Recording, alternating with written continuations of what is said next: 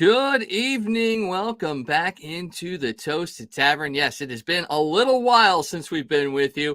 Had some technical, physical, work-related issues the last couple of weeks, but we finally got some stuff figured out, and we are back and live and back at it. And what a week to come back, huh? Michael Wagon Connect with you alongside my co-host Scott Tobin. We thought maybe we'd have one big thing to talk about this week, but after yesterday, holy cow, has it gotten even better. Before we get to that, how you doing, man? Cardinal season's wrapped up. I know things have kind of freed up for you, but you're still incredibly busy with high school sports, and you're an ambassador as well. Yeah, man, been really busy. You know, it's that time of the year. If you're a sports fan, man, the days are getting shorter, the temperatures are getting cooler, and you got playoff sports going on. It's a great time of the year, and yeah, there's a lot of stuff going on. We'll get into some of the other things I'm talking about maybe towards the end of the show. But yeah, man, just a good time to be a sports fan with everything going on. Baseball playoffs, football in high gear, hockey and basketball right around the corner. It's a good time to be a sports fan. And the fact that the weather is starting to get nicer and nicer as well. We're really into that fall type. I know today was a pretty warm day. The last 2 days have been pretty warm, but outside of that, things have been really nice weather-wise. It's going to be another great weather week this week, but it gets you into that mode of high school, college, NFL football. It gets you into the mode of playoff baseball like you were talking about. It is the absolute perfect time of year. Outside, I would argue that week that March Madness starts, when everything around that time frame's going around. That's like these two time frames are kind of tied as the best in the year. Yeah, I mean, definitely spring and fall. You know, you got the beginning of some sports and the playoffs and others. And yeah, I would say March and October, November are probably the two best times to be a sports fan. Well, it's a good time to be a sports fan unless you're a fan of a top 25 college football team, because yesterday was essentially one of the worst days for a top 25 program. Yes, not all of them lost, but a good amount of them did, and some significant losses as well. And, you know, you and I have talked about Mizzou football here a lot, and obviously being from the St. Louis area, Mizzou is right there at the forefront of where our college football fandom kind of lives. And with them having an early game yesterday and the way that went down, you were thinking, man, the story all weekend and all next week is going to be the fact that Mizzou got blown out on the road for their first loss. Well, thankfully for Mizzou Tigers fans, so many other teams lost, and in such crazy ways sometimes as well, that they may not be the first thing, they may not be the fourth thing that people think about from this college football weekend. No, everybody in Missouri was ready to jump off a bridge yesterday about 1:30, 2 o'clock, and then people down in Tuscaloosa said, "Here, hold my beer," and they decided to do us one better. And then people in Tennessee kind of followed that up last night as well, and you know, it just kept going and going. But yeah, what a crazy day in college football. And I guess since we are in Missouri, we should start with the Tigers. I kind of wish we didn't have to talk about them right now, but man, what do we talk about when we talk about that game? Do we talk about the play? Do we talk about the 102,000 people at Texas A&M yesterday, or do we talk about the guys that maybe had the biggest thing to do with the outcome of that game, or at least in the first quarter? And I'm not talking about the all-white clad Missouri Tigers or the maroon and white A&M. I'm talking about those guys that wore black and white stripes yesterday. I mean, I think you have to start there. And it wasn't the piece that made Mizzou lose that game. I mean, it definitely helped. The two calls that were really prominent definitely sapped the mojo out of that Mizzou Tigers team, especially the very first call that went but then didn't. That pass interference call that eventually got picked up there on that fourth down play. And you could just tell right from that moment that this game was not going to go the way of the Mizzou Tigers. Now, do we expect it to be an absolute blowout? Probably not, but I mean, you and I were talking yesterday a little bit about it, and I mentioned, I was like, I don't understand how that was such a clear pass interference call. The flag was thrown. How the hell do you pick up that flag and turn the ball over like that? That's the definition of giving into a crowd. 102,000 people screaming at you early in a game, and you just kind of succumb to the pressure and the home field advantage that A&M has. Because, I mean, that play, if you look up the definition of pass interference, there would be a video of that play showing you exactly what it is. I mean, the guy grabbed the receiver 5 yards down the field. He had a hold of his arm. He never played the ball, never got his head turned around, ran into him, knocked him over. You throw the flag, and then you get together and you have a conversation and the crowd goes crazy and you pick it up. I mean, it totally changed the course of the game because Mizzou comes out, first play of the game, you get the 27-yard pass to Burden, you're moving down the field. You have a running play, you pick up some yards. I mean, it's 4th and 2. You go for that play, you're thinking, okay, if nothing else, you're going to get that pass interference. Mizzou should have had 1st and goal from the 10 going in. All of a sudden, you're at least up 3-0, if not 7-0. And the crowd gets quiet. It changes the whole course of that game. Maybe A&M comes down and scores that opening touchdown after that, but maybe not because all the air's been sucked out of that stadium because Mizzou opened up by scoring. Then A&M does score 10 points. You get the ball back. You throw a 72-yard touchdown to Luther Burden. He runs away from everybody, and they throw another flag and bring that back. And, yeah, the offensive lineman was a yard or two downfield, and shouldn't have been. But like they said on television, that's one of those plays that 90% of the time, because he was only a yard or two downfield, the refs let it go. But not yesterday. And, I mean, it just kept coming. Like you said, there are a lot of reasons Mizzou lost that game. You can't blame it all on the refs because the defense didn't show up. The offense struggled mightily. The offensive line struggled mightily. I mean, people want to tear Brady Cook apart, but, I mean, he was under pressure constantly yesterday. And then when he did make a good throw, his receivers weren't catching the ball. I don't know how many balls I saw go through guys' hands yesterday. But, there were other cases of penalties. There was a play in the third quarter where the refs blow the play runs, ball gets snapped, refs throw the flag or blow the whistle. Cook takes 3 steps. Texas A&M defensive end runs back and literally just plows him into the ground in front of the ref, and they don't throw a flag for a personal foul. It's like, what are you looking at? They knew 102,000 people were in that stadium, and all of them would be waiting outside for the refs if they threw anything. I think there was one point. I mean, I didn't get a chance to watch the game because I was running a production for the Lindenwood football game yesterday, so I didn't get a chance to really watch the game. But at one point, I heard that an A&M player punched a referee, and no flag was called. And it may have been an incidental kind of thing, but still, like if you're punching a referee, isn't that something that should be called as well? Well, it wasn't necessarily a punch, but yeah, it got pretty chippy. And, there was some pushing and shoving, and the guy turned around and he literally pushed the ref, and the ref moved probably about 3 yards, which any other time in any other football game, yeah, definitely there's a flag. But, again, it didn't happen yesterday. So, like I said, Mizzou did not play well yesterday, but the refs definitely had a little bit to do with the fact that Mizzou at least did not have early momentum or sustained momentum in that game yesterday. And that was the thing. I mean, they did. They started off the game having the momentum. They were driving. Yes, it was a 4th and 2, but they definitely felt like, things were on their side early on. And then it just plateaued at that point with that non-call. And as you said it, I mean, the defense, I think you were saying they were ranked number 2 in the country coming into that game. 5 rushing touchdowns allowed in that game, 138 yards to Le'Veon Moss. Amari Daniels had 34 and 2 touchdowns as well. And it's not like, it was a whole bunch of rushes and they just kind of ground out the yardage. I mean, it's 138 yards on 12 carries, 34 on 9 carries for him. They ran for 236 yards on that Mizzou defense. And that's not going to get it done. Even if, you are in hostile territory, you've got to find a way to stop the run and make a guy like Connor Wegman, who first game since, coming back from injury, he did throw for 276, but you got to put that pressure on him in his first game to say, okay, you have to beat us with your arm that hasn't seen game action in a very, very long time. And that's not what they did. Well, and that was the other thing that totally threw them off because they weren't game prepping for Connor Wegman. They were expecting the freshman quarterback, who was a running quarterback, to play. And, 5 minutes before the game, A&M goes, oh, Wegman's going to play today. And so your whole defensive game plan kind of got thrown out the window at the last second. And he did. He carved him up. I mean, you had a veteran quarterback who, yeah, he'd missed some time, but he came out and, I mean, he played like a senior quarterback. He made the smart plays. He did all the check downs. He threw perfect passes, pinpoint accuracy all day long. And the defense just wasn't prepared for it. And, it's one of those things that, like I told a lot of people, it just kind of snowballed on him with that first penalty and then Wegman being in the game. And then the Burden, it was like, okay, when the Burden touchdown happened, you go, okay, it's 10-7. Here we come.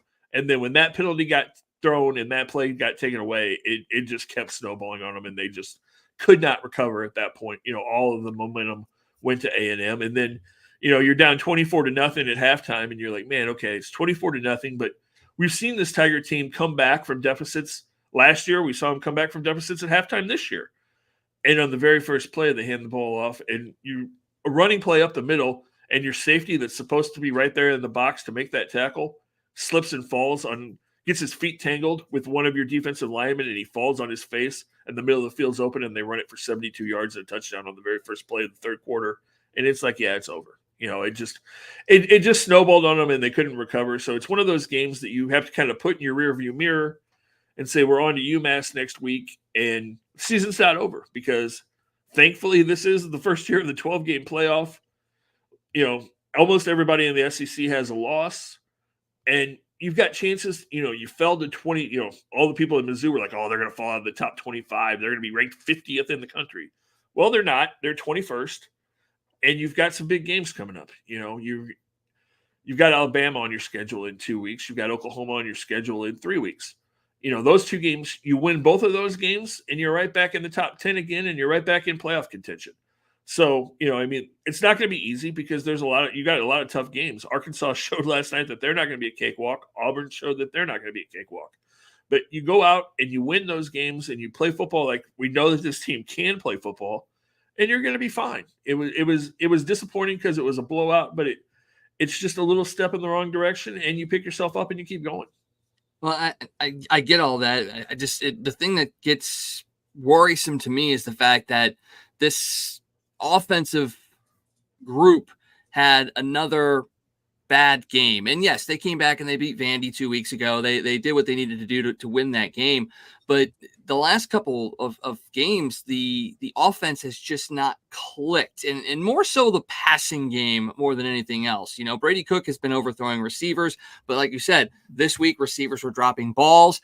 I saw a graphic last night that I don't believe Mizzou attempted a pass over the middle in that game against A&M yesterday. So is there something wrong with that passing game? Is there some sort of disconnect in the confidence level, either in Brady Cook or in the receivers? I mean, you've got the best receiver, probably the best receiver in college football in Luther Burden. And yes, he did have a touchdown that was called back yesterday, but yeah, and teams are going to double team him and all that stuff, but you also have other options out there. And it just seems like the passing game has just not clicked this year. And that's surprising, considering most of these guys, this is at least year 2 together, if not 3. And we're seeing a whole lot of just poor offensive passing plays. Although, the downfield game, the deep balls hadn't been there a whole lot this year. I'll give you that. But going into the game yesterday, Brady Cook was completing almost 70% of his passes and was 5th in the SEC in yards. So it's not as bad as Mizzou fans want to make it seem. There's a lot of Mizzou fans that no matter what Brady Cook does, it's not going to be good enough. They just don't like him for whatever reason. Yesterday, he was off. But like I said, he had a defender in his face pretty much all day yesterday. He really didn't have time. But he did have a couple of nice passes. He threw a 50-yard touchdown to Theo Weiss. He had the 72-yarder to Burden that got called back. And then he had 2 deep balls that were basically in Mookie Cooper's hands, one in the end zone that the defender made a great job and got back and knocked it away. But there were a couple of deep balls that Cooper should have caught. There was a back shoulder throw that I don't exactly know what Theo Weiss was doing, but he turned his head the wrong way and the ball hit him in the helmet and bounced away. I mean, just there were a lot of things yesterday that just didn't go well. Their tight end dropped a couple of balls, went right through his hands. Just things that don't normally happened yesterday. And like I said, I'm not making all the excuses for Brady Cook, because his deep balls have been off a little bit to this point this year. But I'm not saying I believe that he's going to straighten it out. I think this offense will get going. And I said this to you in a message last week. Everybody the last 2 weeks said, "Oh man, they barely beat Boston College. They barely beat Vandy. This team's not any good." Well, but now you look and you go, okay, Vandy's a whole lot better than we thought they were. And Boston College is a pretty good ball club as well. So, I mean, have they played as good as they can? Absolutely not. Was yesterday a huge disappointment? Absolutely. But like I said, we saw them have games like this last year, and then they found a way to bounce back and come back. And, you come back next week and you beat UMass. You should blow UMass out. I think Mizzou's favored by 27 next week. So you come back, you win that game, and then you get ready and you go to Tuscaloosa. And that's not going to be easy by any means. But we saw what they did last year when they went to Georgia and they were in that game. In Alabama, yeah, they beat Georgia last week, but their defense has not been good. I mean, Alabama's given up almost 90 points the last 2 weeks. So they're beatable. So, you just got to play good football and play the way Mizzou's supposed to play. You got to get your running game going again. They really kind of abandoned the running game early yesterday, which I thought was weird. So you could question some of the early game planning in that game yesterday, I think. But, get your running game going, which had been really good up to this point. I mean, Nate Noel was the co-offensive player of the week at the SEC last week, and he was hardly noticeable yesterday.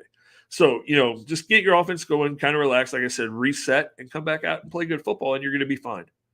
So what does the score line have to be this upcoming Saturday for fans to be like, okay, Texas A&M was ranked 25th in the country. That's the other thing that get lost on people is A&M was ranked 25th. They were in the top 25. It's not like you got beat by an unranked team, which we're going to talk about here in a few minutes about some of these other groups, but they were a top 25 team. So it's not like you were losing to a bad team. I think the score line was what people were most upset about, how the game didn't seem competitive is really what that comes down to. But what's the score line in your mind for next week?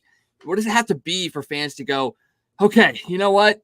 It was a tough game. We got beat by a good team on the road, but this offense is fine. I don't think there's anything. There's a certain amount of Mizzou fans that there's nothing you're going to be able to do at UMass that's going to make them happy, because you can beat them by 80 and they're going to go, it was UMass, So, you just have to come out and play your game and play good football, I think, because you're not going to make everybody happy, because no matter, like I said, like I just said, no matter what you do, people are going to go, well, it was UMass. You were supposed to win that game by 30 or 40 or 50. I mean, if you come out and you win 20-10, then people are going to panic, and so will I, because then I'm like, wait a minute, there's something fundamentally wrong here. But I don't think that'll happen. I think they'll go in there and they'll beat them up, and then we'll see what happens going into Alabama. And that was a question that a lot of Mizzou fans had after the game yesterday was, okay, was their first 4 games, were they not tough enough? Should they not have played Buffalo? Should they not have played, games like that early in the season? And, that's a double-edged sword. We talked about this a couple of weeks ago. Yeah.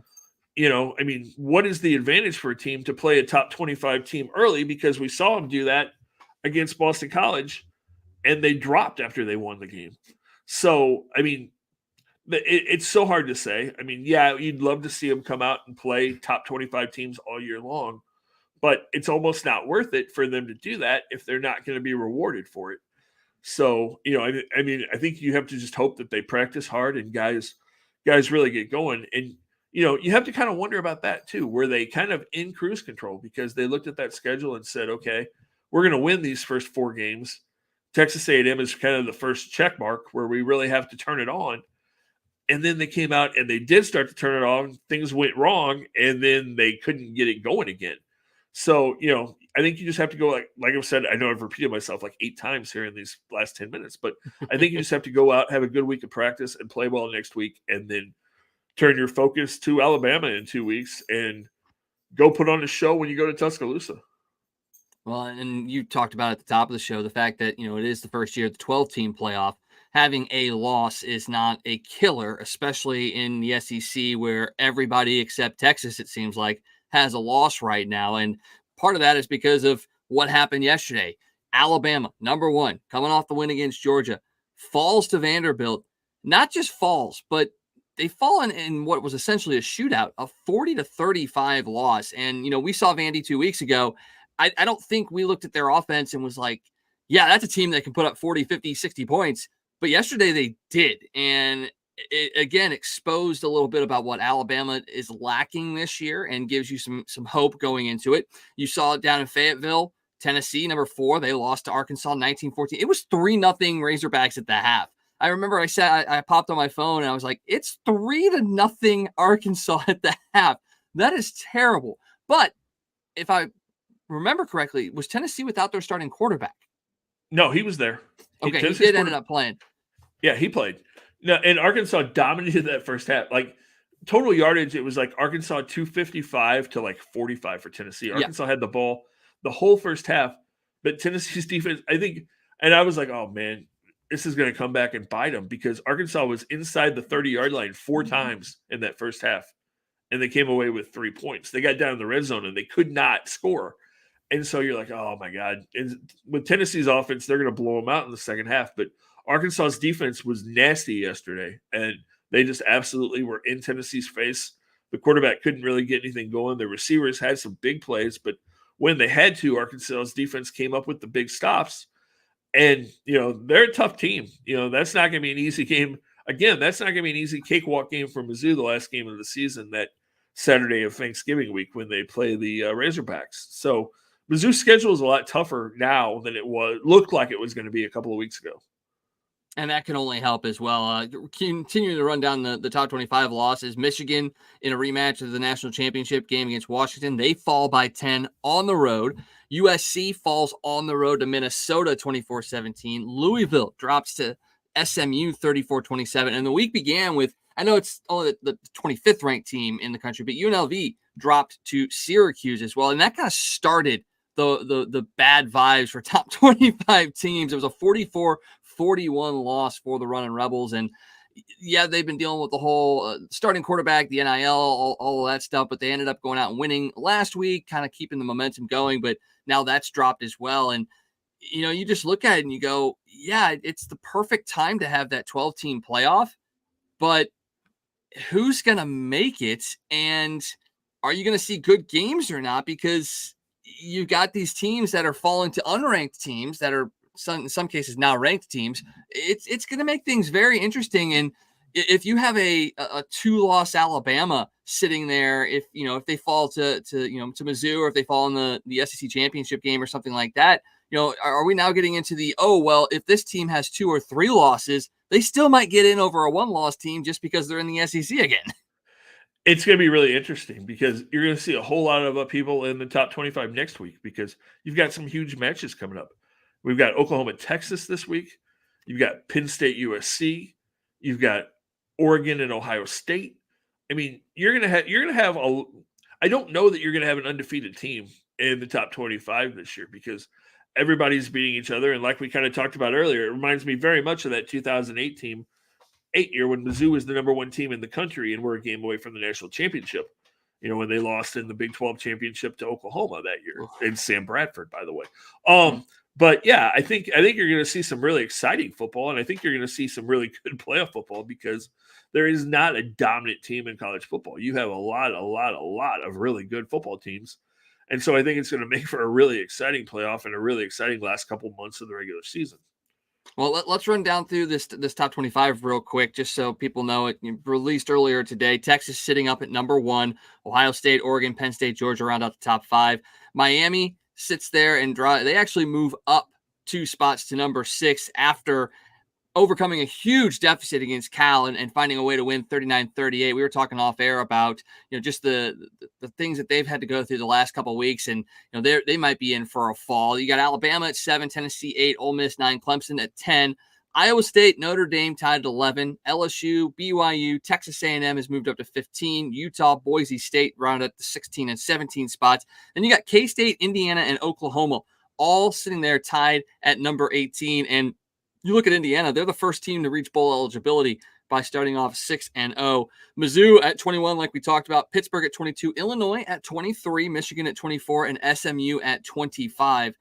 I mean, you look at it and you go, you don't see an undefeated team in there, and that's just because there's so much good football in that top 25, and you've had teams that have dropped out that, yes, they lost this past week, but very legitimately could get right back into the top 25 after this week. Yeah, I mean, you're going to see the things bounce and jump, and all the polls are going to move and change. And, and what we got to remember is the top 25 doesn't really matter right now. It doesn't really matter until that second week in November when the bowl committee gets together and those rankings come out. That's when you really pay attention and things really start to change and really start to matter. So, it's going to be an interesting month and a half of football that we've got coming up because there are some big games. And there's a lot of people, and I'm one of them, that says, man, the Big Ten is so weird now when you've got all these Pac-12 teams, and then you got Rutgers, and it's like, what is going on with the Big Ten? They're stretched out across the whole country, but it makes for some crazy football games, and it's going to make really interesting football. Like we said, now you've got matchups with Oregon and Ohio State this week, Penn State and USC. Michigan's going to have to play USC in a couple of weeks. It's going to be all of those teams are going to end up with a couple of wins, and it's still, like I said, like I was trying to calm people down yesterday, the door is still open for Mizzou to get in there. So, and it's open for Illinois to get in there, honestly, because a lot of those Big Ten teams are going to knock each other off. So we could have a couple of, wouldn't that be fun if Mizzou and Illinois ended up like playing each other? They probably wouldn't play each other in the first round, but wouldn't it be fun if they met in the playoffs somehow?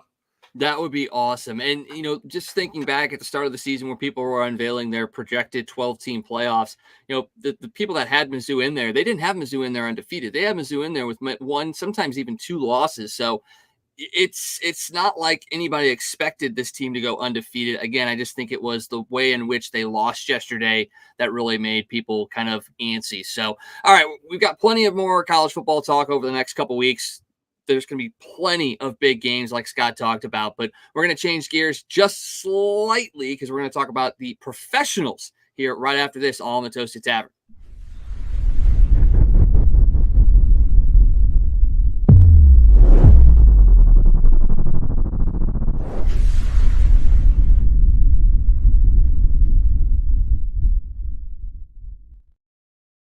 Well, just as crazy as this past weekend in college football was, week 5 in the NFL has been absolutely crazy as well. Had the first London game. We had some big divisional matchups, some big comebacks, some big losses. Just another crazy week in the NFL. And Scott, I didn't get a chance to watch many of the games today because we had obviously another production, soccer for Lindenwood today. So I didn't get a chance to watch any of the games. So give us a little bit of a rundown on what you saw today. Man, I have no idea what's going on in the NFL. I have no idea. We talked about college football being crazy. The NFL makes absolutely no freaking sense, man. Yeah, you had a lot of upsets again today, and the NFL started bright and early this morning because of London, which I still want somebody to explain to me why we need to play football games in London. But, we had the Jets and the Vikings early this morning in London, and it was not a very entertaining game, honestly. Both quarterbacks played pretty bad. Sam Darnold was 13 of 28 for 160 yards and a couple of touchdowns.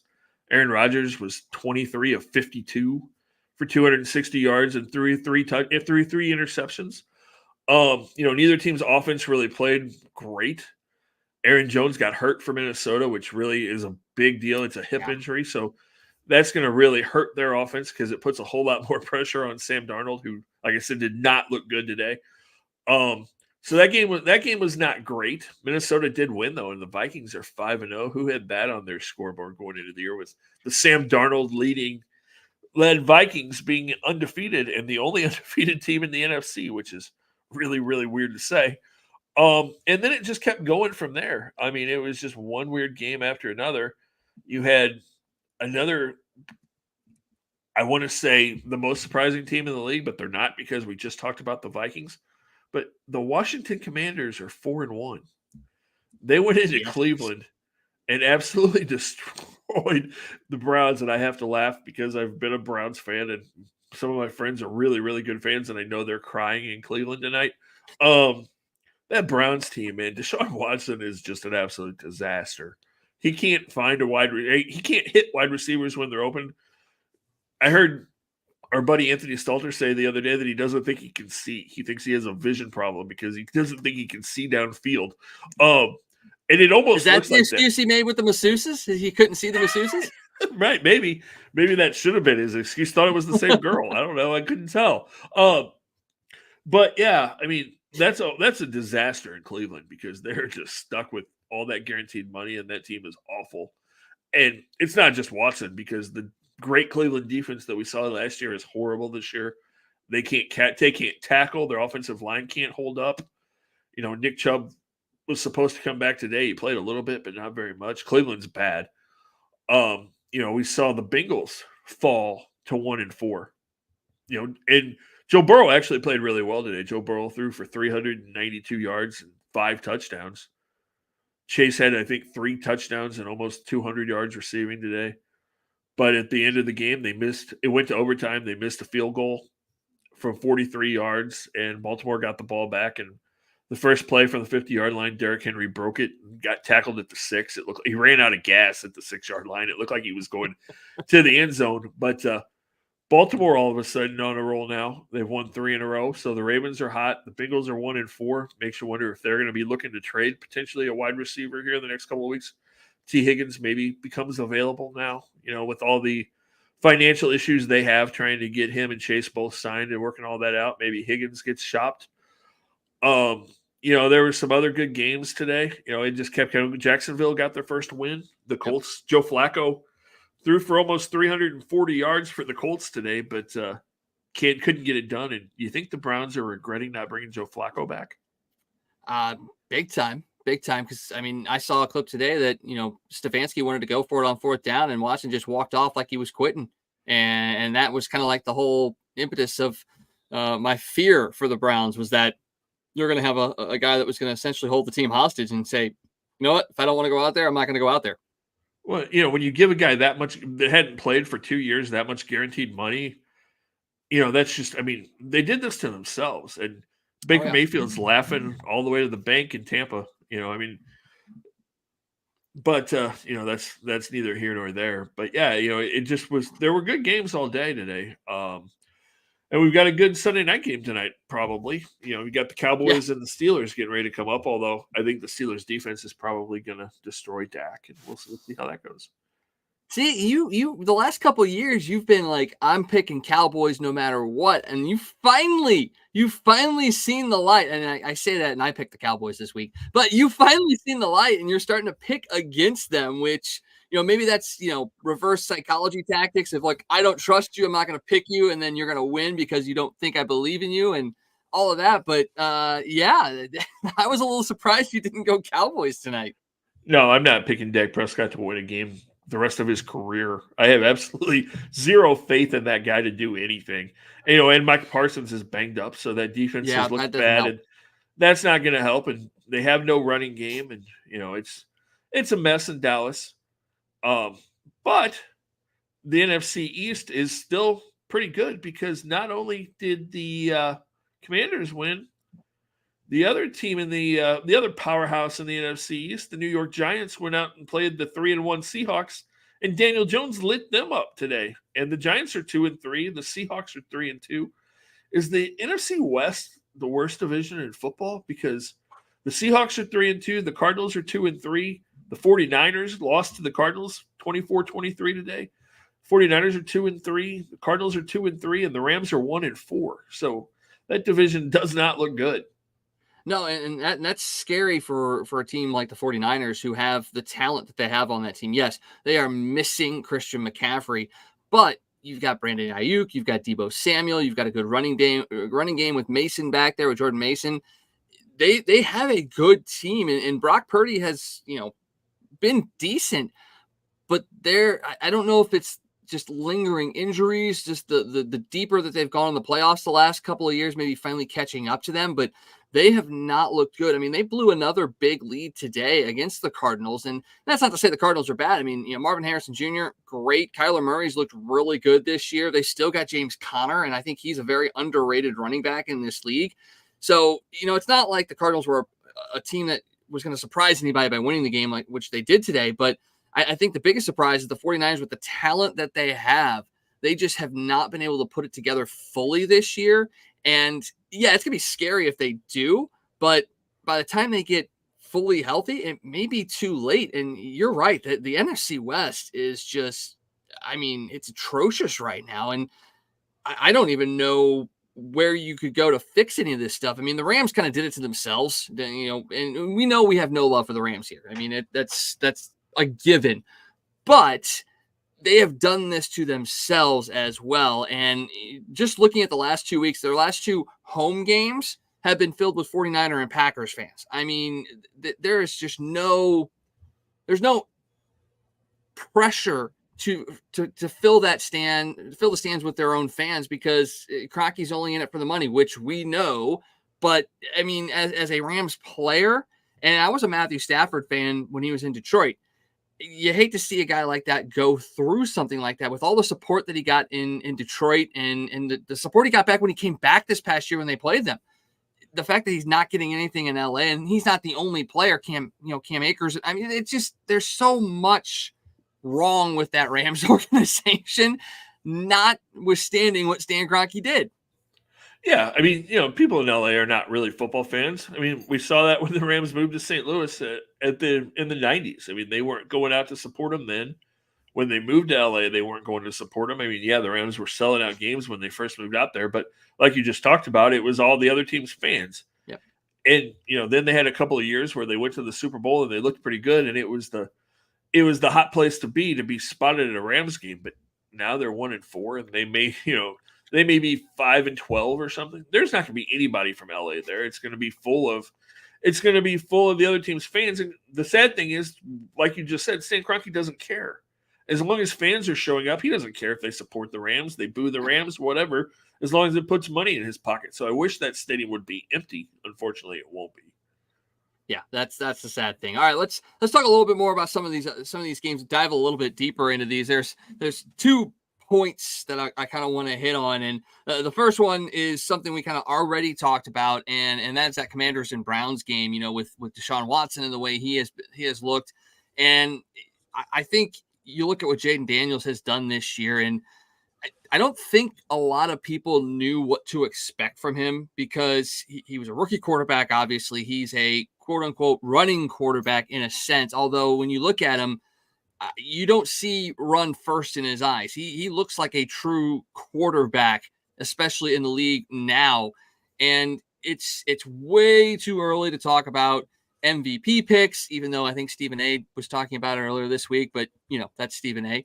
But you look at what Jaden Daniels is doing, and it's kind of refreshing to see a young quarterback be as poised as he is, seeing the success, but it also makes you sit back and go, okay, what are they doing there that is making a young quarterback successful when you see what's gone down, in Carolina with Bryce Young and to an extent, and I know injuries have played a part of it, but to an extent in Indianapolis with Anthony Richardson, you look at it and some of these young quarterbacks just aren't getting the support that they are supposed to be getting. Jaden Daniels landed in a good situation. They had a good running game. They got some good receivers, and they got a hell of a defense. But is Washington doing something that you can point to and go, this is the way teams need to approach young quarterbacks or even young players going forward to help them be successful? There's a bunch of things you can look at there. Number one, the kid won the Heisman last year. So, he had success in college. He played at LSU. So the moment wasn't going to be too big for him. Walking into an NFL stadium wasn't going to be too big for him because most of these stadiums have less fans in them than he played in stadiums in the SEC. So that wasn't going to affect him. He's got weapons, like you said. Terry McLaurin's having a good year. Their defense is playing well. Their offensive line, which everybody thought was going to be a weak point, has stepped up and really held up for him.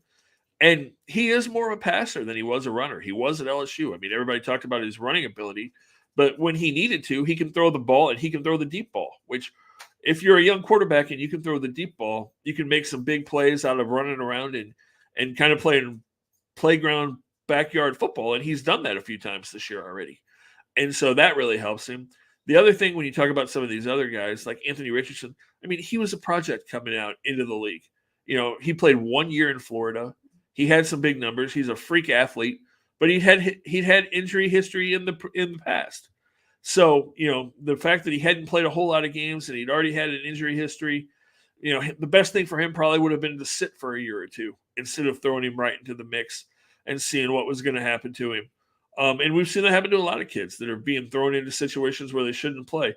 Look at Carolina. I mean, Bryce shouldn't have been thrown in that situation. He has no receivers. He has no offensive line. He has no defense. He got stuck in the absolute worst possible situation. And the thing about him is we don't know how good he is because he's kind of the reverse Jaden Daniels in some ways because he was in Alabama, which, he had the best athletes around him. He had the best defense around him. He had the best coach in college football coaching him. He had everything working for him. So he had playmakers around him. He didn't have to do a whole lot. He played within the system, And yeah, he made plays, but he wasn't asked to do a ton because there was so much talent around him that he could just kind of relax and have fun out there. He goes from that to a team where there is absolutely no talent. There's a head coach that doesn't know what he's doing, an owner that doesn't really seem to know what he's doing. And you throw him in the mix, and it's like, okay, kid, we saw what you did in Alabama. Now do this here. Well, as good as the kids are in Alabama, they're not NFL players, and so he got thrown into the next level with absolutely no support, and we've seen what's happened. And you just hope that he gets the opportunity to go somewhere else with an organization that will believe in him and support him. And I think he can still be a good player, but I don't think it's going to happen in Carolina. But to go back to your question, I think that's the difference. I think Daniels came out of a good system and landed in a good spot where some of these guys just weren't ready and should have been sitting for a little while before they got thrust into these situations they're being thrust into. And that's where you see just the disconnect between, real life and fantasy in a sense. You have to, as a team, you need to, the mode of thought is, okay, I need to have young guys in here to build around them, to grow a team and make a franchise and things like that. But you're also in the win now mode as well. So you want to make sure that you're finding ways to win, but you're also trying to make money and you got to pay these guys. I mean, it's such a convoluted mess as far as trying to appease 7 different directions. And in some of these instances where these young guys come in there, and it's not necessarily just always the quarterbacks, but for the most part, they are the face of the organization. So when a quarterback is the one that's put out there and they fail, it falls on them. But you have, for Bryce Young especially, I mean, you look at it and you go, man, yeah, bad situation. But then you see what guys are doing now in their second and sometimes even third teams. We just talked about the Vikings and Sam Darnold. I mean, look what he had to go through in New York with the Jets. And no one thought that he would be anything more than a career backup. But now he's leading a Vikings team that has one of the best receivers in the league. They've got a decent defense. They've got a good running game. He's in a good system. He fits the system that he's in, and he's doing what he needs to do to win games. So for a guy like Bryce Young, you got to look at that and you got to go, okay, yeah, it sucks that what's going on right now is going on. And maybe it works out in Carolina where they draft well, they sign a couple guys, and he gets to get back in there and is successful. But it may be stop 2 where he finds the fit that he needs to get right. And I hope he does, because, he seems like a good kid, and you don't want to see a guy fail in those situations, especially coming out of a program like Alabama. So, I mean, you look at that and you go, yeah, he got put in a bad situation. He had to go through the rough pieces, but you look at some of these other guys and you go, there might be light at the end of the tunnel. Yeah, absolutely.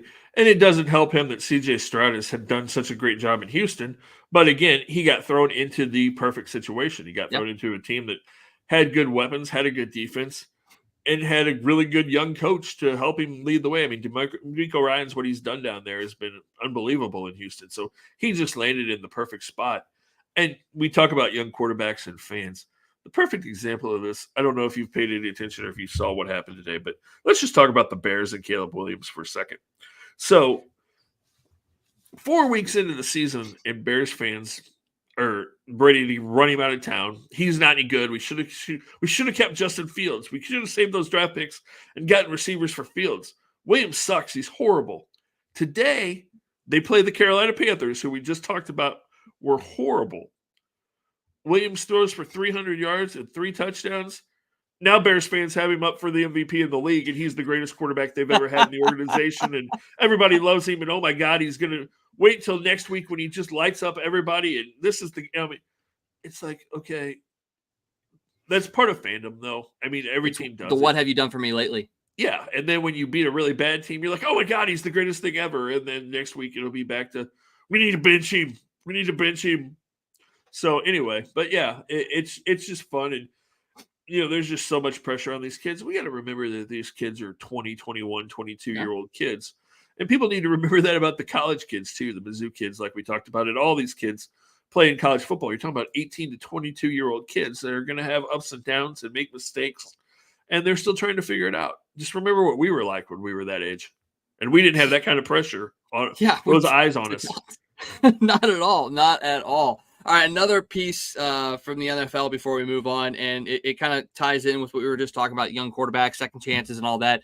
And Sam Darnold, obviously leading the Vikings to a 5-0 start. And I just want to touch quickly for Minnesota fans, don't get too excited for a 5-0 start. So I'm going to ask you this question, and you probably know the answer to this one, but do you know how many teams since 1990 have started 5-0 and missed the playoffs in the NFL? I don't know the answer, but I'm going to say there's a few. Six teams. The 93 Saints finished 8-8. The 03 Vikings finished 9-7. The Giants in 09 and the Broncos in 09 both finished 8-8. The 2015 Falcons finished 8-8. And the last team to start 5-0 and not make the playoffs was led by a guy that played here for a little while, and that was Sam Bradford in the 2016 Minnesota Vikings, who ended up at 8-8. So Vikings fans, of the 6 teams that started 5-0 and missed the playoffs since 1990, 2 times it's been a Minnesota Vikings team. So I don't think it's going to happen, but prepare yourselves that you might still miss the playoffs.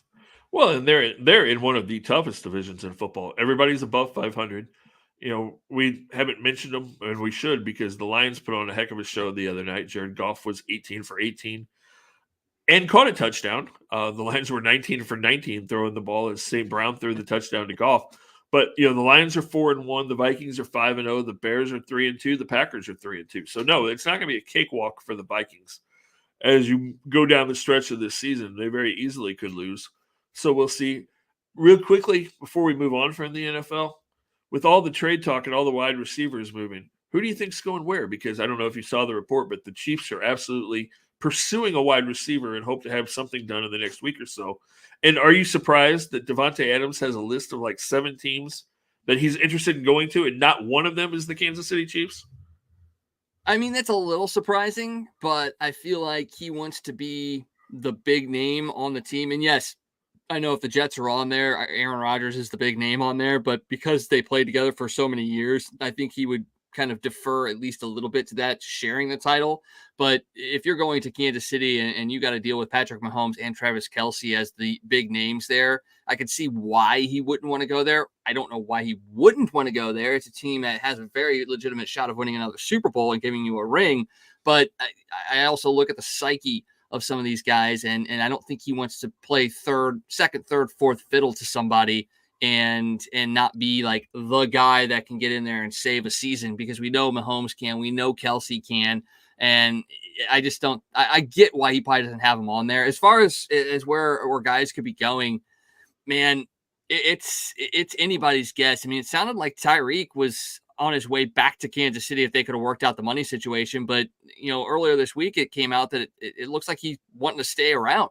And the fact that Tua might be coming back in a couple of weeks, which that's a whole nother can of worms that we'll get into as it gets closer to him coming back. But, if Tyreek's not available, I don't see an AFC team trading a receiver to the Chiefs. So you have to flip over and look at the NFC and who could be available in the NFC that would say for the Chiefs, yes, that's a guy that's a difference maker. You're right. It'll be really interesting. The guys that you look at, you're like, man, that could be a guy that could help. The Browns have a couple of guys that they may be willing to trade. I'm calling Cincinnati. I'm going to see if they're interested in moving T. Higgins, honestly, because we know that money is going to be a problem for them. The Chiefs have to go out and get a wide receiver. And I know I read a couple of times, the Chiefs have gone and gotten wide receivers the last 2 years at the trade deadline. They've got to make a bigger move than they made last year. I mean, last year they brought back McCole Hardman, who had some moments, but, wasn't necessarily a difference maker down the stretch. Rashee Rice kind of stepped up and became that guy down the stretch last year.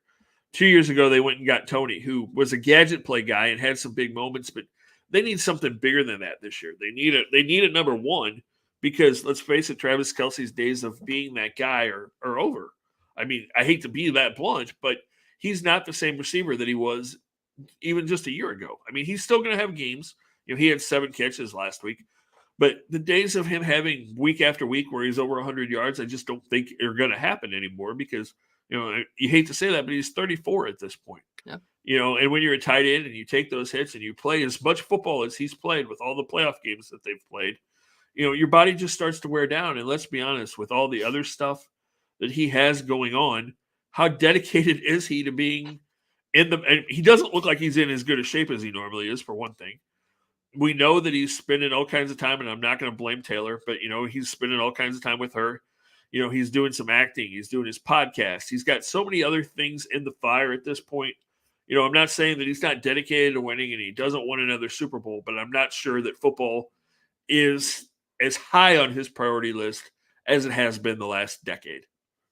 Well, and the fact that it sounded like, retirement potentially was in the cards last year after the season, it gives you all the information you need to know. Not that I don't think he was seriously considering retiring, but that has now entered into the mindset of, okay, at what point do I need to sit there and go, okay, I need to start scaling back. I need to think about my next step. I need to think about my future. Where do I go from here? And, it wouldn't shock me if, after this year, he seriously considers stepping away and doing other things. Cause like you said, he's been doing some acting. I think he's hosting a game show.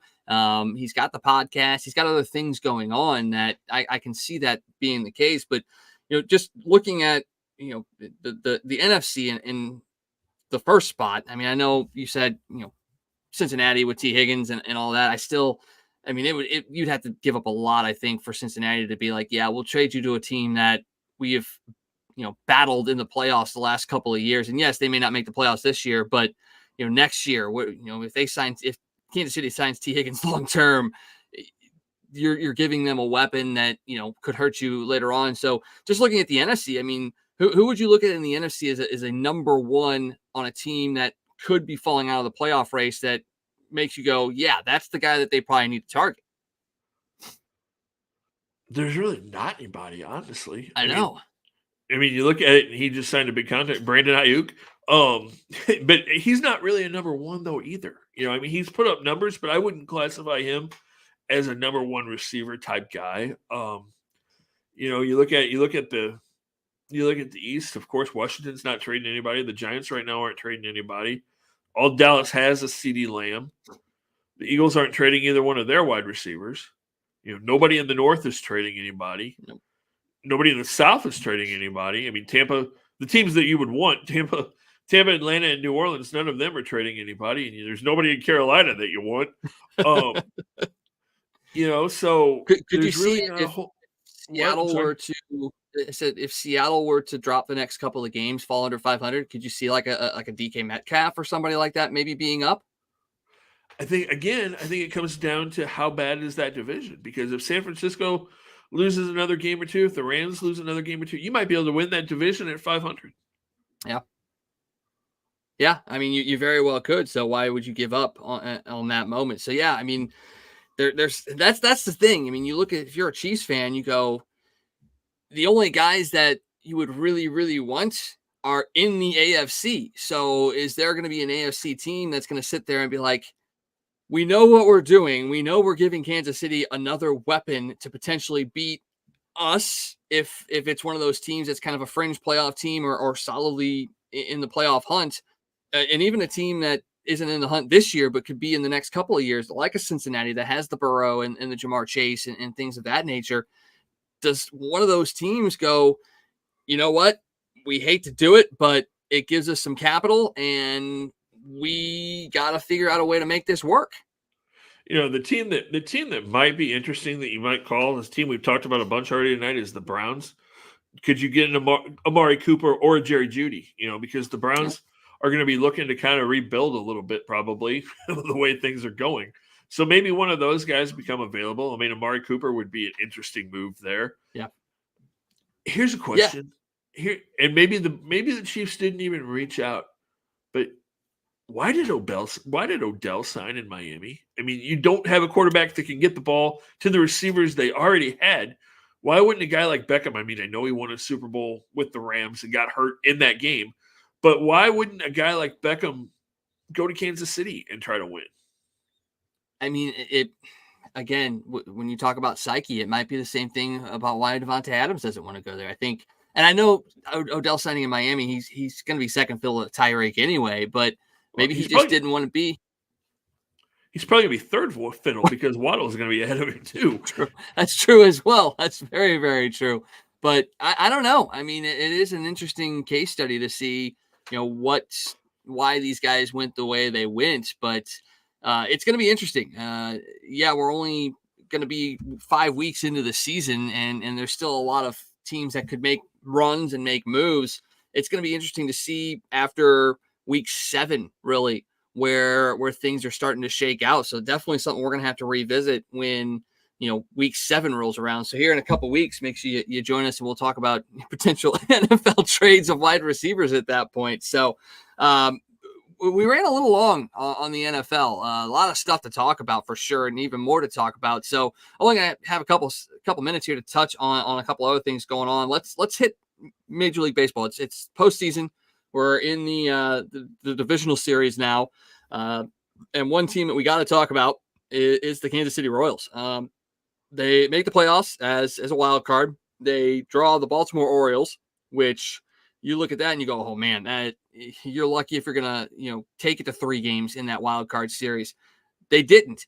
They swept the Orioles, and that was a bit shocking, but not as much as you'd think, because I think with Baltimore, they're still a young team, and my adage is always for young teams, you got to learn to win by losing. And I think for Baltimore, that might have been what this was. For Kansas City, yes, you got the young Bobby Witt, but he has some big time experience. You got Salvador Perez, who is a guy that will lead anybody anywhere. And if we didn't have Yachty here in St. Louis, if Salvador Perez wasn't a Cardinal, we would have been very, very unlucky. But they did what they needed to do to make it to the next round, and then they match up with the Yankees. And we talked about referees to start the show. We'll talk about umpires to end the show. Some calls there that went against the Royals that kind of stole that game away from them, but they still got a shot. I mean, it's a 7-game series. Yeah, you got one more in New York, but then you get to come home to Kansas City, and maybe something crazy could happen. So what's your take on the Royals in this postseason? Yeah, I mean, definitely surprising that they swept Baltimore. And if you're an Oriole fan, you're worried now because that's 2 years in a row that they've made the postseason and they've gotten swept in both series. So, those are some growing pains they got to figure out. But yeah, the Royals, great job with Baltimore. They gave the Yankees a fight yesterday. Their bullpen really hurt them. Their bullpen walked 7 guys, which led to a bunch of those Yankee runs. They walked home around with the bases loaded twice. So, that really led to the Yankees winning that game. And then a bad call at second base really cost them the winning run. But you bounce back and see what you can do yesterday. And you got to talk about Bobby Witt. Got to give former Cardinal Luke Weaver a heck of a lot of credit because he pitched the last 2 innings for the Yankees and had 5 strikeouts yesterday. So good job for him. That's pretty good. Something else that kind of get lost in this playoff is, we talked about how bad the White Sox were this year. I mean, setting a modern day record for losses, but 3 of the 4 teams in the divisional series are from the AL Central. So when you look at that, you sit there and go, maybe the White Sox weren't that bad. Yes, they were. Yeah, they were that bad. They were that bad. Still shocking that 3 teams from the Central got in. Did not see that happening. But yeah, no, the White Sox are really, really bad. Yeah, they certainly are. Over in the National League, you had a wild game between the Mets and Phillies today. It was a walk-off home run for, you guessed it, Nick Castellanos. He walks it off for the Phillies as they tie that series up at 1 apiece. Padres and Dodgers are underway now. It's through 3 innings. Padres are up 3-1 in that one, though they held a lead yesterday and ended up losing in game 1 there. So you look at the teams that are involved, and it looks like all of them have former Cardinals on their team. So which former Cardinal are you rooting for most to win the World Series this year? Oh, man. I think just to spite John Mozeliak, I've got to go with former Cardinal Mike Schilt. I think a lot of people would say that is the guy that they want to see win the World Series. But again, every team has a former Cardinal on the roster, and that's incredibly cool. I did not know Lane Thomas was in Cleveland. That's how obscure things have gotten right now. But the only one I can't do, the Tigers have a former Cardinal, because we know Cleveland, we know the Royals, we know the Yankees, we know the Mets, we know the Phillies, we know the Padres, and we know the Dodgers. Well, they did it until the trade deadline because they had Jack until the trade deadline. That's right. I don't think they do now, but yeah, they had Flaherty the first half of the season. Yeah, but every other team has a former Cardinal on their roster, so we'll see how that plays out. All right, well, that's going to do it for us tonight. Great show. Great to be back. We will be back with you more often now that we've got things settled down. Plenty of stuff that we're going to be able to talk about here in the near future. For Scott Tobin, I am Michael Wagenknecht saying good night, and we'll see you guys next week.